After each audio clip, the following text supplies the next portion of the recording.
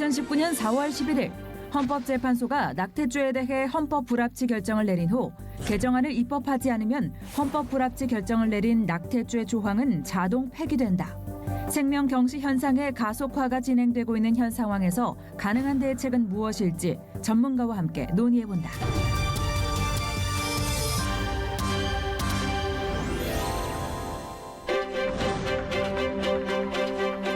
여러분 안녕하십니까? 2020년 지난해 말 낙태죄가 폐지가 됐습니다. 그렇다고 낙태가 완전히 합법이라는 건 아니지만 이전보다 범법 사유가 되지 않는다는 인식이 그만큼 커졌다고 하겠습니다.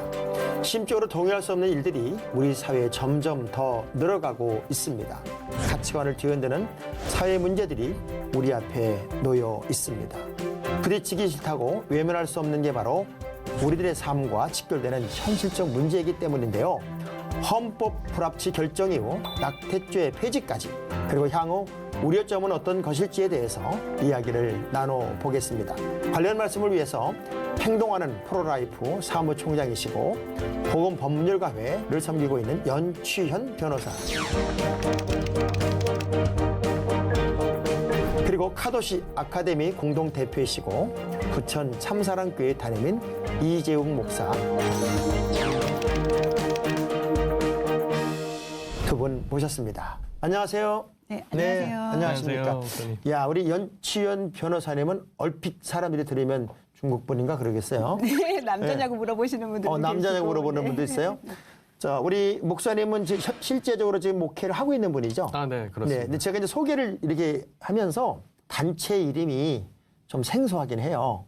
우리 변호사님부터 그 어떤 일을 하시는지에 대해서 먼저 이야기를 해주시고 우리 이야기 좀 풀어갔으면 좋겠어요. 네, 먼저 저는 이제 보건법률가회를 섬기고 있는데 네. 보건법률가회는 이제 법률가, 교수, 활동가들이 모여서 성경적 가치관에 기반을 해서 성경적 가치관을 법률 분야에서 네. 펼치기 위해서 이런 전문가들이 모여서 여러 가지 법률 재개정이나 의견 제시나 자문 등을 할 수 있는 단체를 만들어서 지금 한 60여 명 정도 활동을 하고 계십니다. 그러면 행동하는 프로라이프라는 이름은 또 뭐예요? 어떤 의미예요? 행동하는 프로라이프는 사실 이 낙태와 관련해가지고 프로라이프, 그러니까 생명, 우리가 알고 있는 인간 이전의 생명을 이제 보호하기 위한 활동을 하는 활동단체인데요. 이것은 사실 제가 이제 보건법률가회 회원이면서 이제 낙태 문제에 대한 전문가로서 관여를 하면서 사무총장까지 하게 된 것이에요. 그 변호사님이 그런 일을 한다는 게 좀 안심은 됩니다. 네. 안심은 되고. 자, 우리 목사님은 이제 부천 참사랑교회 담임도 하고 계시면서 네. 좀 특별한 이름을 가지고 있는 카도시 아카데미. 네네. 어떤 일을 하세요? 네, 카도시 아카데미는 그 이름 속에 나타나 있듯이요. 이 카도시, 거룩한 아카데미. 그래서 우리가 교육을 하자. 이 세상이 이렇게 악한 모습으로 흘러가는 것에 교육적 영향이 크다고 보고요. 특별히 이 다음 세대 교육이 굉장히 무너져 있지 않습니까? 그래서 이런 부분에 있어서 우리가 어떻게 하나님의 영광을 우리가 여기서 나타낼 수 있을까? 그리고 하나님의 그런 형상을 회복하는 그런 교육을 어떻게 할 그러니까 수 있을까? 성경적 교육을 네, 그렇습니다. 온전한 교육을 시키는 그런 네, 단체. 네. 근데 목사님은 굉장히 제가 보기 젊어 보이시거든요. 아, 네, 맞습니다. 굉장히 젊어요, 사실? 네, 젊습니다. 아, 그래요? 젊음의 패기로 네. 또 같이 뭐가 공유가 되는 우리 자녀들을 좀 세우는 그런 일을 네, 네. 할 것 같아 기대가 되기도 네, 합니다. 아유, 감사합니다. 사실 2019년 4월 11일에 헌법재판소가 낙태죄에 대해서 헌법 불합치 판결을 내렸단 말이에요. 그 이유는 어떻게 됐어요? 먼저 말씀드릴 게 헌법불합치가 위헌이긴 위헌인데 이게 완전 위헌은 아니에요. 위헌 소지가 있다는 결정이라고 보시면 됩니다. 이 법률이 위헌이라고 하면 그냥 위헌 결정이 내릴 텐데 위헌 소지가 있으니 한 번 더 검토하고 개정을 논의해봐라라는 게 헌법불합치라는 결정의 그 취지입니다. 그게 이제 입법 시한을 주면서 한 번 더 개정을 논의해봐라라고 한 게 작년 말이거든요. 예. 근데 그 시기를 지나면 그 법률 자체가 효력을 상실합니다. 아하. 완전 위헌은 아니지만 위헌 소지가 있는 법률을 계속 그대로 둘 수는 없기 때문인데요. 2개의 조문 안에 6개의 조항이 있는데 2개의 조항, 위헌 소지가 있어서 헌법불합치 결정에 들어갔던 조항에는 효력을 상실했고 일부 조항만이 남아서 있긴 한데 아직 법이 개정되지 않았기 때문에 실질적으로 낙태가 폐지된 거 아니야? 이런 혼란 속에 빠져 있는 그러니까 상황입니다. 사람들이 느낄 때는 이런 게 자꾸 논의가 되면 아무래도 그게 이제 이전과 같지 않은 뭔가 낙태하는 것에 대한 어떤 두려움이나 또 사회적인 어떤 무게감 이런 것들은 많이 이제 좀 가벼워진 건 사실이겠죠. 이런 논의가 자꾸 되면서 네, 그렇죠. 아무래도 헌법재판소에서 뭐 위헌, 그러니까 아예 언론에서는 그렇게 나왔습니다. 위헌, 이제 폐지, 명시적으로 이렇게 나왔기 때문에 그런 무게감을 낮춰주는 건 확실하죠. 다만 꼭 말씀드려야 될 게 낙태죄가 완전히 폐지된 것이 아닙니다. 낙태죄는 총 6개의 조항이 있었고 남은 조항들이 아직도 있고 뭐 여성이 낙태하는 것에 대해서는 처벌할 수 없겠지만 다른 관여자들이 낙태에 관여하거나 낙태를 돕는 행동들은 아직도 처벌이 되는 형태입니다. 사실은 낙태라고 하는 개념으로 이야기할 때 우리 이 목사님 입장에서 네. 이제 교육학적 입장에서 낙태라는 이름을 딱 썼을 때 네. 아이들이 어떤 느낌을 가지면 좋겠어요? 낙태라는 느낌 얘기를 했을 때 네. 아이들은 지금 현재 굉장히 이걸 자연스럽게 받아들이고 있거든요. 정말 심각한 문제가 뭐냐면요. 이런 법이 있음에도 불구하고 이전까지는 어떠한 뭐 마치 법이 없는 것처럼 처벌도 없었고요. 그리고 너무나도 자연스럽게 행해지고 있었는데 이 저변에 교육적인 것들도 깔려 있었다는 거죠. 지금 초등학교 현장에서 아이들이 읽으라고 내놓는 책들을 보면요. 제가 충격을 받았는데 한 대목에는 이 여성 인권의 척도가 이 낙태의 유무에 따라 달려 있다. 근데 이거를 이제 초등학교 남학생도 읽고 여학생도 읽는다는 거죠. 그러면 아이들이 어렸을 때부터 이런 이 교과서 외에 초등학생들의 읽을 거리를 통해서 이걸 접한다면 이건 여성 인권 아니냐? 그러니까 아이를 생각하기 전에 이 사람, 인권, 뭐 권리 이걸 먼저 생각한다는 게. 그러니까 이제 생명의 소중함 보통 이제 그 의학적으로 봤을 때 그 아기가 엄마 뱃속에서 잉태했다고 그러잖아요. 잉태. 왜냐하면 성경에서 하나님이 주신 가장 첫 번째 축복의 말씀이 생육이에요. 생육하고 네, 번성하라고 돼 있거든요. 맞습니다. 그러니까 아기를 갖지 못하는 사람들에게 있어서 평생 소원은 아기를 갖는 건데 네. 또 아기를 떼는 사람의 입장에서는 내 개인의 자유와 또 나의 편리함을 위한 아니면은 그 아기들을 그냥 내 마음대로 장애인은 거부하고 또 내 필요한 아기들을 또 양산하고 싶은 그런 쪽의 생각도 있지 않을까. 어찌됐건 각계각층의 의견이 첨예하게 대립하고 있잖아요. 다양한 각계각층의 이야기는 어때요 지금?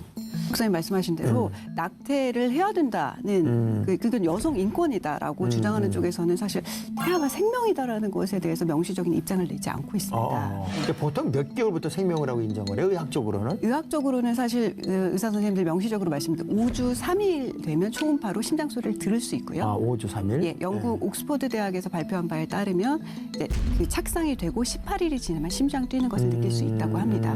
그러면 이제 그러니까 부모가 아무도 모를 때 이미 생명은 잉태된 거예요, 그죠? 네, 그렇죠. 본인도 모를 때. 통상 우리가 심장이 뛰면 생명이라고 인식을 하기 때문에 그럼 우리가 초음파를 되면 볼 수 있고 들을 수 있는 5주 3일부터는 최소한 생명이라고 봐야 되는데 이것 자체에 대해서 인정을 하는지 알 수가 없습니다. 법학자들도 이 생명의 시기를 이 심장이 뛸 때 그리고 생명이 끝날 때를 이 심장이 멈출 때 이렇게 보거든요. 근데 이 심장은 이 14일에서 수정된 14일에서 19일 사이에 이미 뛰기 시작하는데 제가 이제 자주 듣는 게 목사님 저 애 가졌대요라는 얘기를 하잖아요. 그러면은 얼마나 됐어? 그럼 대부분이 4개월 됐대요. 뭐 3개월 됐대요. 뭐 2달 됐대요. 뭐 몇 주는 별로 없었던 것 같아요. 본인이 느끼지 못하는 상황 속에서도 이미 아기는 이제 잉태가 되고 있었는데 어때요? 뭐 우리 종교계만 반대하는 거라고 생각하는 사람도 있을 텐데 다양한 의견들이 있어요, 좀. 사실 제가 활동을 하다 보면 종교가 없음에도 불구하고 이 너무 심각한 이 교육이나 또 이 낙태, 생명에 대한 존중감이 없는 사회에 대한 그런 마음의 어려움 때문에 실제로 이런 낙태 반대 활동을 하시는 분들이 많이 있고요. 네. 산부인과 의사 선생님들 중에도 실제 현장에서 일을 하다 보니 이것은 아닌가 보다 이렇게 깨닫고 반대하시는 분들이 계십니다. 하고 종교의 문제는 아니고 아까 말씀드렸듯이 이거는 하나님이 지으신 생명 이전에 거기까지 가기도 전에 이건 과학이기 때문에 생명임을 부정하고 시작할 수는 없는 문제인데 그걸 부정하는 것을 깨달으시면 이 문제의 논의를 다시 앞으로 돌려서 시작하셔야죠. 그럼 정부에서 정한 그 입법 기회는 이게 지금 아까 말씀하신 것처럼 여성부에서는 뭐 여성의 인권이 더 중요하다 하는 쪽으로 가는 것 같고 종교계에서는 창조 원리에 따라서 이건 아닌 것 같다 하기도 하고 또 어떤 의학적으로 봐서는 뭐 주 단위로 다르게도 평가해야 된다는 다양한 의견들이 있는 것 같은데 이게 법으로 딱 명시가 되고 나면 그 다음부터는 윤리고 뭐고 다 없어지는 거잖아요. 어느 정도 지금 입법기에는 어느 정도 남아 있어요. 아직까지. 지금 이제 법안이 6개 정도 낙태죄 관련 법안이 발의가 되어 있습니다. 네. 그중에 3개는 이제 낙태죄를 완전히 없애는 안이고요. 2개는 낙태죄를 존치하되 헌법재판소가 헌법 불합치 내린 결정 안에서 약간 주수에 따라 제한을 하는 법안이고, 또 하나는 이제 정부에서 낸 법안이 나와 있습니다. 정부 법안은 낙태죄는 존치는 하는데 실질적으로는 대부분의 우리나라에서 이루어지는 낙태가 좀 비범죄화 될 수 있도록 현실을 반영했다라는 취지로 이렇게 법안이 나와는 있고요. 작년 12월 10일 날 이제 상임위가 법사위인데요. 그 공청회는 시작했는데 그 이후에는 아직 논의가 안 되어 그 있습니다. 출발점이 교육학적으로 보면 목사님. 네. 출발점이 예를 들면 이제 미혼모가 이제 뭐 불장난처럼 실수를 해서 아기를 갖게 됐는데 이 아이를 미혼모 입장으로 낳았을 때 평생 무거운 짐이 되지 않겠느냐. 그러니 이 사람의 어떤 장래나 내일을 위해서 이 아기를 낙태하는 거나 또 요즘은 또 빨리 조사가 되니까 심한 장애를 가지고 이제 아기를 네. 뵙기 때문에 지금 빨리 낙태하는 게 더 미래를 위해서 중요하다 하는 그런 내용들이 대부분 낙태를 허용하는 쪽에서는 지지하는 쪽 아닙니까? 네. 근데 이거는 이제 우리가 생명이라고 하는 개념과 어떤 인간의 편리주의라고 하는 두 가지 충돌이 있는 것 같아요. 네네. 지금 어느 쪽으로 좀 더 강하게 하는 것 같아요? 지금 뭐 말씀하셨다시피 이제 인간의 편리주의 쪽으로 가려고 하는 그런 모양새를 강하게 띠고 있고요. 그런데 우리가 간과하면 안 되는 것은 우리 믿는 자뿐만 아니라 믿지 않는 자들도요. 자기가 이제 뭐 남자친구나 혹은 이렇게 뭐 관계를 가져서 아이가 생겼다. 그렇다고 다 낙태하지는 않거든요. 실제로 자기가 낳아서 키우겠다는 사람들도 있고요. 그리고 어떤 한 이제 여성은 난 도무지 낳아서 못 키우겠다. 그러니까 지울래. 그러면은 그 아이를 나한테 달라. 내가 키우겠다. 라고 하는 남성들도 이 4분의 1이나 있습니다. 미혼모 가정 이렇게 보면요. 미혼부 가정이 이제 4분의 1씩이나 있거든요. 그리고 이제 미혼모 센터들, 청소년 미혼모 센터를 보면 아이들이 다 낙태하지 않아요. 그런 권유가 있어도 저는 낳아서 키울래요. 혹은 낳아서 입양을 보낼래요. 라고 이야기하는 것들도 적지 않습니다. 근데 이제 제일 걱정스러운 부분이 예를 들면 이제 이런 그 범죄 시대에 이제 성폭력을 당해서 원치 않는 아기를 가졌을 때 그럴 때는 어떻게 뭐 사람들의 입장에서 어떻게 얘기를 해요? 지금은 사실 그것 때문에 그걸 예외를 들어가지고 많이 낙태죄를 없애야 된다고 말씀하시는데 낙태죄가 있을 때도 그것은 합법화되어 있었습니다. 아, 그래요? 네, 그렇습니다. 그것은 처벌을 면제하는 사유로 해서 범죄로 인한 낙태인 경우 그리고 뭐 우생학적 이유가 있는 경우 예외 사유들이 있었습니다. 게다가 그런 비율이 아주 적어요. 그렇죠. 저희 통계를 내봤더니 0.9% 정도밖에 안 됐는데. 그러면 이제 요거는 좀 더 이제 발전시켜서 불장난을 통해서 이제 잉태했을 경우에 네, 그 헌법재판소에서 나왔던 사회 경제적인 사유라는 게 있는데 예를 들면 터울이 너무 짧아서 아니면 경제적인 능력이 없어서 뭐 남자친구랑 관계를 했는데 남자친구랑 헤어져서 이런 것들이 사회 경제적인 사유로 들었습니다. 그러니까 저는 늘 이제 이런 생각 가끔가다 해봐요. 그냥 사람이 내가 실수가 됐든 또 의도성을 가졌던 범죄한 경우에는 책임을 져요. 그죠? 네, 그렇죠. 범죄한 경우에는 책임을 지고 또 감옥도 가게 돼요. 결국 내가 이것이 불장난이 됐든 실수가 됐든 어떤 사랑이라는 관계성 속에서 아이를 갖게 됐으면 그 생명에 대한 책임 또 내가 그렇게 행동했던 책임은 사실은 져야죠. 그런데 그 생명을 죽임으로써 내가 좀 더 편리해져야 되겠다고 하는 생각을 하는 거는 좀 아니지 않을까 하는 생각이 드는데 내가 틀렸을까요? 근데 요즘 뭐 아이들 배우고 있는 걸 보면요. 학교에서 뭐 인권 조례, 뭐 이런 인권 이런 얘기 많이 나오잖아요. 근데 그걸 자세히 살펴보면 학생들이 해야 될 책무에 대해서는 거의 얘기하고 있지 않습니다. 그러니까 대부분 가르치는 게 권리, 그것도 자신을 위한 권리를 굉장히 많이 내세우고 있기 때문에요. 당연히 이제 그런 상황에 닥쳤을 때 다른 뭐 생명이라든가 주위 사람이라든가 이런 거를 생각하지 않고 나의 권리가 무엇인가? 나의 권리는 편하게 아이를 없애는 것이다. 네, 이렇게 단순하게 결국 이제 이거 좀 더 구체적으로 얘기하면 전문적으로 얘기하면 그 생명권이냐 아니면 자기 결정권이냐의 싸움이잖아요. 네네. 자기 결정권이 아무리 중요해도 생명이 있다면 생명에 대해서 내가 결정을 하는 것은 어찌 보면 살인일 수 있잖아요.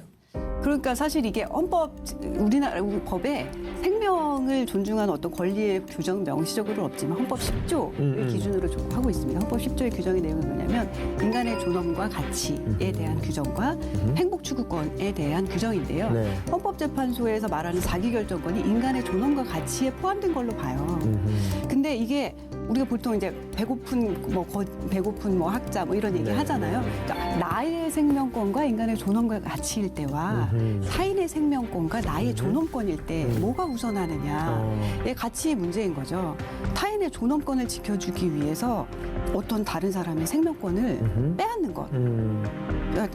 일단 사람이라는 것도 인정하지 않는 경우가 있지만 지금 이 낙태의 문제가 그렇습니다.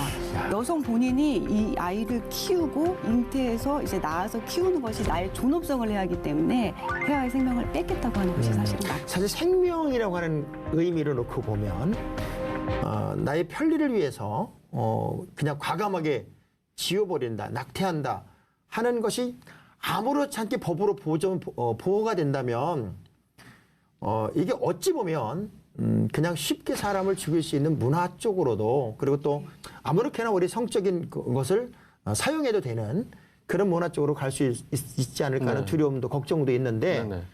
학교 교육에서도 그런 성적 개방의 문제가 너무 심한 문제가 아닙니까? 네, 맞습니다. 예. 그래서 아까 자기결정권 말씀하셨는데요.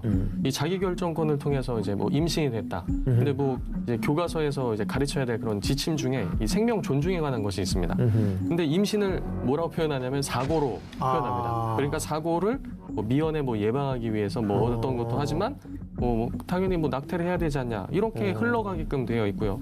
그리고 자기결정권을 통해서 할 수 있는 것이 이제 청소년들이요 성에 대해서 쾌락적인 부분에 너희가 그런 권리가 있지만 그거에 따른 이제 책임에 대해서는 정확히 명시하고 있지 않죠. 근데 더 큰 문제는 이 생명 존중 교육이 어떻게만 시행되고 있냐면 이제 자살 예방 교육 이 정도 측면에서만 시행되고 있지 저희들이 성교육 현장에서 생명 존중 입장에서 이제 낙태 예방 그리고 생명 태아 이런 걸 교육하려고 하면요 못하게 합니다. 그러니까 낙태에 대한 거는 가르치지 말아라. 그러니까 결국 이제 우리 속담에 뭐 벼룩잡으려다 초고상간 다 태운다고 실제적으로 중요한 것을 관가하고 작은 것에 몰입하다 보니까 큰 것을 못 보는 것은 아닐까. 그것을 입법하는 사람들 입장에서는 자기를 좀 드러내고 자기를 좀 나타내고 자기 존재감을 보이기 위해 자꾸 이런 행동을 하는 건 아닐까. 어떻게 생각해요? 변호사님 입장에서는. 사실 이게 여성들에게 뭐 이제 낙태가 여성의 인권에 도움이 된다라고 많이 생각하시는데 아닙니다. 사실은 예전에 우리 이제 산하 제한할 때 낙태를 아름답게 포장해서 뭐 이제 잘 살기 위해서 낙태를 해야 되는 것처럼 만들었던 저도 것과 말고 하나만 똑같이 낳고 잘 살자 이렇게 했을 때. 똑같이 지금 이 시대에 똑같이 아이를 내 삶의 행복을 위해서 도구화시키는 거죠. 근데 사실 이게 여성의 건강에도 안 좋고 정신적으로도 굉장한 트라우마가 남습니다. 그렇기 때문에 이 낙태를 뭐 범죄를 없애면 이 트라우마가 없어질 거라고 생각하시는데 그건 아니죠. 생명의 문제이기 때문에. 사실 낙태가 쉬워지면 뭐 작은 상황이나 사건만 생겨도 제일 먼저 생각하는 게 그걸 것 같아요. 그렇죠. 그리고 이제 예를 들면 그렇죠. 네. 아직 미혼인데 뭐 부모님이 반대하시거나 이런 뭐 남성도 헤어지기를 원할 때 낙태해야 되냐라고 말할 수 있는 거죠. 여성이 원치 않는 오히려 낙태 상황에 놓이게 될 가능성도 더 많고. 근데 대부분 이제 우리가 지난번에 뭐 그 인권 조례도 마찬가지고 뭐 성평등 문제도 다 마찬가지고 어떤 문제가 터졌을 때 이게 C채널이든 기독교 방송이든 교회 입장에서 소리를 지르기도 하고 이건 성경의 원리에 위배가 된다 뭐 이래서 사람들이 생각할 때는 이건 기독교인들만 소리 지르는 거야. 기독교인들의 입장에서만 이야기하는 거야 라고 자꾸 인식이 이렇게 되는 것 같아요. 그리고 그런 문화로 또 사람들이 만들어가서 다수는 다 허락을 하는데 기독교인들만 반대하고 있다 하는 식으로 이전에 그 어떤 당대표도 얘기를 하더란 말이에요. 일반인들 입장에서는 어떻게 생각해야 돼요? 일반인들 입장에서는. 저는 사실 이게 책임의 문제라고 생각합니다. 사실 아까 이제 이재용 목사님 말씀하셨듯이 우리 사회가 책임을 지는 법을 안 가르치는 사회가 됐고 책임을 자꾸만 가볍게 해주는 사회가 되고 있거든요. 아이가 그냥 생기지 않습니다. 그럼요. 아이가 그리고 생기지 않도록 우리가 할 수 있는 선택의 권리가 있습니다. 맞죠. 이제 선택할 수 있을 때 거기 선택권은 거기까지 그 다음은 책임의 문제입니다. 그렇죠. 근데 이 책임을 면하게 해주기 위해서 포기할 수 있다. 생명은 가벼운 생명과 무거운 생명이 없습니다. 그럼요. 모든 생명은 소중한 그럼요. 거기 때문에 목사님 말씀하신 대로 분명히 생명을 경시하는 풍조로 넘어갈 것이고 그 다음으로는 안락사라든지 다른 좀 더 가벼운 생명을 찾기 위한 문제로 논의로 갈 수밖에 없습니다. 영아를 쉽게 유기하고 살해한다든지 지금 그런 데로도 그런 사회 넘어가죠. 문제가 다 같은 맥락에 있는 거죠. 생명을 그러니까 우습게 하는 거죠. 뱃속에 있는 태아를 우습게 여기는데 뭐 바로 낳았다고 뭐가 달라지겠습니까? 그렇죠. 네, 그냥 위치만 좀 바뀐 거 아닙니까? 그리고 우리가 이 낙태에 대해서 얘기할 때 여성의 책임에 대해서만 논하면 사실 안 됩니다. 그렇죠. 왜냐하면 생명의 제공자는 남성이고 하나님께서 말씀하셨듯이 생육하고 번성하는 건 여성 혼자 할 수 없는 것이거든요. 맞아요. 근데 이제 그 에덴 동산에서 딱 타락한 현장에서 아담이 이 하와를 가르치면서 그리고 하나님을 가르치면서 이게 탓을 돌렸듯이 지금 이 시대에도 남성들은 이 문제에 있어서 깊이 관여하면서 자신들이 책임을 지려고 하기보다 어떻게든 그냥 여성들에게 떠넘기고 침묵으로 일관하고 지금 이런 모습을 보이고 있거든요. 그래서 반드시 지금 법안 논의되는 것 중에도 하나가 이 남성 관련된 그런 책임. 그리고 해외에서도 남성 책임법 관련돼서 있습니다. 그러니까 여성이 이렇게 임신을 하게 되는데 남성이 떠나게 되면 그거에 대해서 일정 부분 자랄 때까지 양육비를 물리는지 그렇지 않는다면은 굉장히 좀 이 사회 활동을 하는데 불이익을 당할 수 있도록 제재를 하고 있거든요. 그래서 지금 한국에서 특별히 이 교계도 마찬가지고 일반 사회에서도 이 남성들이 좀 책임감을 갖고 자신이 한 행동에 대해서 그리고 이제 남성들이 목소리를 내줘야지 이 찬성 측에서 힘을 이제 못 쓰게 되거든요. 그래서 이런 부분에 우리가 책임감을 갖고 소리를 내야 근데 됩니다. 아기가 이제 태어난 이후에 그 부모들이 안아보는 아기의 모습, 또 엄마들이 뱃속에서 느끼는 그 태동의 어떤 느낌. 만일 낙태를 했던 경험 있는 엄마들이 인생을 살아가면서 정말 편할까? 아무렇지 않게끔 내게 잉태됐던 한 아이를 법에 의해서, 뭐 법에서는 합법이라고 그랬으니까, 그럼 법이라는 게 얼마나 웃겨요. 들키면 죄인이고 안 들키면 죄인이 아니잖아요. 그런 법에 의해서 낙태가 죄 없어라고 했다고 해서 내 몸에 심장이 뛰던 아이가 자식이 낙태가 된 이후에 그의 삶이 영원토록 편할까, 부담이 없을까. 목사님 말씀하시니까 생각이 나네요. 실제로 이렇게 낙태하신 여성분들이 돌아가실 때 맨 마지막 하는 후회가 낙태에 대한 반성이라고 해요. 그게 평생에 가슴 한켠에 묻어두었다가 맨 마지막에 돌아가시기 직전에 하는 자기 반성이 낙태에 대한 반성이라고 하시거든요. 절대 지워지지 않습니다. 그렇겠죠. 네. 그리고 이 낙태를 이제 옹호하는 그리고 이제 선두에 서 있는 이 여권들, 여성 단체들, 이게 페미니스트들인데 이분들의 책을 제가 일부 좀 연구를 해봤습니다. 근데 놀라운 사실을 발견했는데요. 이 사람들도 낙태가 잘못됐다는 걸 알고 있어요. 죄책감과 죄의식을 느낍니다. 그래서 이 사람들이 하는 것이 무엇이냐면요. 고양 작업을 해요. 그래서 페미니스트들이 고양이를 상징성으로 내세우는 게 아닌가 좀 이런 생각이 좀 들었거든요. 그러니까 그 책에 보면은 이것이 잘못됐고 죄책감에 시달리는 거 알기 때문에 자기들끼리 모여서 아니야 이거는 생명이 아니야 괜찮아 그냥 사고였을 뿐이야 라고 하면서 이제 소위 우리가 말하는 부흥회 네 우리도 이제 딱 충만하다가 뭔가 떨어지면은 뭐 이렇게 세상이 그리워지고 뭐 이런 생각이 들잖아요. 근데 이 사람들도 이제 좀 정신이 좀 들고 하면은 이거 죄가 아닌가 내가 지금 제대로 좀 길을 가고 있는 게 아닐 거야 이런 죄책감 그리고 페미니스트들하고 이렇게 교제를 하고 얘기해 보면은 뭐 놀랍게도 이 사람들은 자기가 하고 있는 운동들에 대한 회의감을 갖고 있습니다. 그런데 그때마다 주변 사람들이 같이 부추겨서 소위 말하는 부흥회를 하는 거예요. 고양 작업을 하는 겁니다. 그래서 페미니즘을 공부하면서 제가 느낀 거는 굉장히 영적이구나. 그리고 굉장히 종교적인 그런 색채를 띠고 있구나. 종교적인 그런 색채를 띠고 있구나. 자, 여기서 그러면 이제 외국 사례는 어때요? 외국. 서유럽권에서는 이제 다시 과거로 회귀하려는 운동이 있다는 겁니다. 공산주의화된 국가에서는 이 생명에 대한 결정권이 국가가 가지고 있는 나라들이 있습니다. 왜냐하면 여성이 노동자이기 때문이죠. 다음 세대가 걱정. 그리고 막시즘하고도 연결된다는 네네. 얘기를 들으면서 깜짝 놀랐어요. 네, 연결됩니다. 그 기초 이론입니다. 임신은 남자는 할 수가 없어요. 그것은 여성의 특권입니다. 그렇죠. 그것을 누리는 건데요. 정말 가정은 행복한 것이고 얼마나 아름다운 것인지를 계속적으로 보여줄 때 이 사람들은 굉장히 흔들립니다.